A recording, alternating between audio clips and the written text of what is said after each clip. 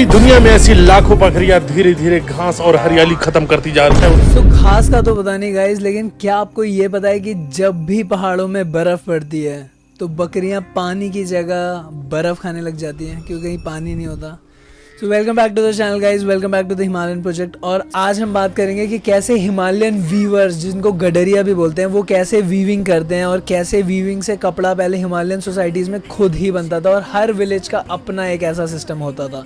So mostly ये सारी nomadic tribes वही ट्राइब्स होती थी जो भेड़ पालन करते थे। और सारी ट्रैकिंग जितनी भी आई है ना, वो ट्रैकिंग बस मॉडर्न फैंसी नाम रह दिया, बट ये वो इन ओरिजिनल लोग थे जो हर गांव में जाते थे। कोई भी ट्रैक उठा लो, गिडारा, बुग्याल, ये जितने भी बुग्याल नाम होते हैं उत्तराखंड में, वैसे इसीलिए वीविंग को एक बहुत इंपॉर्टेंट एस्पेक्ट माना जाता था। शेपर्ड्स हर मौसम में इधर से उधर जाते रहते हैं, तो हर इनका ऐसा होता है कि जैसे जैसे मौसम चेंज होता रहता है वैसे वैसे ये भी अपना चलते रहते हैं। अगर वैसे मायने में देखें कि जो भी आर्ट बहुत धीरे धीरे और अपने हाथ को इन्वॉल्व करती है ना, जिन चीज़ों से आप हाथ से कुछ बना रहे हैं उसमें आपका एक बहुत ही कनेक्शन होता है उन चीज़ों में, तो वो चीज़ें एक आर्ट के फॉर्म में और आप बैठे हैं गाना गाते तो एक लय बन जाता है, वो एक ट्रांसेंडेंटल स्टेट हो जाती है। तो इसलिए उसको एक बहुत वो माना जाता है वीविंग को, इसीलिए स्पिरिचुअल एक वो माना गया है। यहाँ तक कि आप मानोगे नहीं, बट लद्दाख में तो वीविंग के भगवान भी होते थे। लद्दाख में कहा जाता था कि लड़की जितना अच्छा वीव कर सकती है उतनी अच्छी वाइफ बन सकती है। तो so mostly man of the family ये काम करते हैं। वुमन ऑफ द फैमिली जो है वो आफ्टर वर्क करती है। वो क्या करती है, वो रेयरिंग, कपड़े बुनना, वो ये सारे काम करती है। और मैन मोस्टली काम करते हैं शीप्स को ले जाना। हालांकि पश्मीना, और यहाँ अगर आप लद्दाख के कल्चर में देखोगे तो कपल्स भी बहुत जाते हैं। फिर शीप का एक मौसम आता है जब ये शीप के वूल बड़ी बड़ी हो जाती है और फिर ये ऐसे शीप्स की वूल निकालते हैं। देखोगे आप कितने उसमें शीप्स को बैठा रखा है। और फिर शीप की, इसमें भी आपको बताता हूँ कि जो छोटी शीप्स होती है, यंगर शीप्स, उनका वूल ज़्यादा महंगा होता है और ज़्यादा सॉफ्ट होता है, तो वो ज़्यादा उसकी वैल्यू होती है।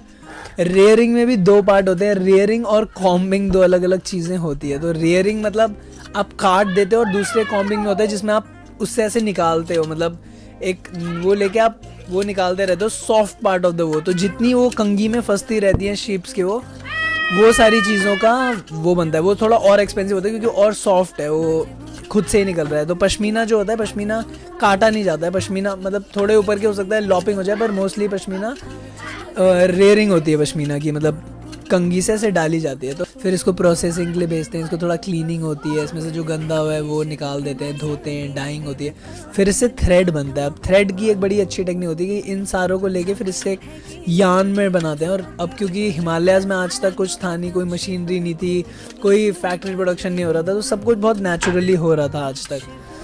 तो अब देखो कैसे गाँव के लोग इतने अच्छे बैकग्राउंड में, देखो अभी आप, वाओ, देखो ये ऐसे उससे कपड़ा बन रहा है। तो अब ये यान से कपड़ा बन रहा है, फिर ये कपड़ा एक उस चीज़ में रोल दिया जाएगा, ये धागा बन जाता है उससे। और ये हर बहुत जगह होता है उत्तराखंड में। आप नीति, माना, चाहे आप गंगोत्री, हर्षिल से ऊपर जडोंग, इन वैलीज़ में चल जाओ, हर जगह ये होता ही होता है, क्योंकि ये पहाड़ों में और कुछ वो हो ही नहीं, लाइफ स्टॉक डिपेंडेंसी बहुत ज़्यादा होती ही थी पहले से।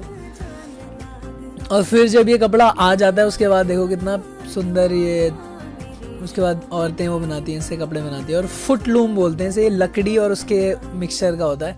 और देखोगे ना इन गाँव में जो ये बेल्ट्स पहनते हैं, ऐसे ना बेल्ट्स पहनती हैं औरतें और बच्चे, तो ऐसे यहाँ पे पेट में ऐसे बेल्ट पहनती थी बड़ी सी। वो इसलिए पहनती है क्योंकि मतलब पहाड़ों में एक तो पानी वानी ले जाना, थोड़ा इसको बैक को आराम मिलती है, और थोड़ा टाइट ऐसे वो बंधी भी रहती है बॉडी, ऊपर से ठंड भी बहुत होती है, तो वो एक बॉडी को भी एक वार्म भी देती है। और ये जितना भी आप डंडे देख रहे हो सारा बैम्बू और उससे बनाते हैं। और बहुत ही यार, मतलब हर गांव के हर घर के 2 घर के पीछे एक एरिया डेडिकेटेड होगा जहाँ यही करेंगे। तो क्या होता है कि बर्फ़ में मौसम में ना, जब सब कुछ हो जाता है, बकरियों ने घास वास खा ली, सब वापस आ गए, शीप रेयरिंग हो गई, तो अब ठंड पड़ती है, तो ठंड में गाँव हो जाता है बिल्कुल लॉक, कि गाँव में कुछ काम नहीं है करने को, क्या कर सकते, बर्फ़ से सब कुछ ढका हुआ है। तो ऐसे काम किए जाते हैं उस समय पे ना, मतलब चूल्हा, आग सेको, चूल्हा पियो, चाय पियो, फिर पत्ते खेलो और ये बनाओ, कपड़े बनाओ। तो सीज़न के हिसाब से आदमी अपने आप को ट्रीट करता था। ऐसा नहीं था कि साल भर रश में या साल भर उसका मतलब इंडस्ट्रियलाइजेशन नहीं था, तो बेसिकली ऐसा नहीं था कि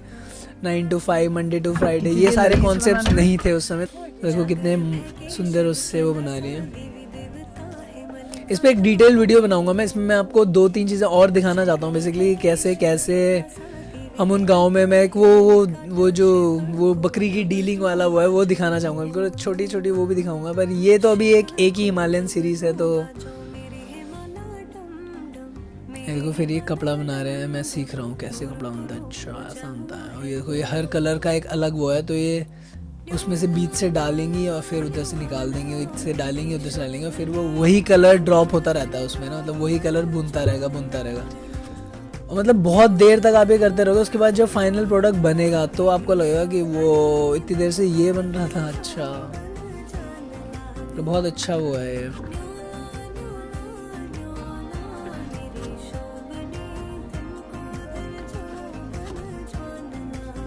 देखो कितना सुंदर। और फिर ये इसका फाइनल प्रोडक्ट देखना, लोग कितने सुंदर लगते हैं। देखो वाओ।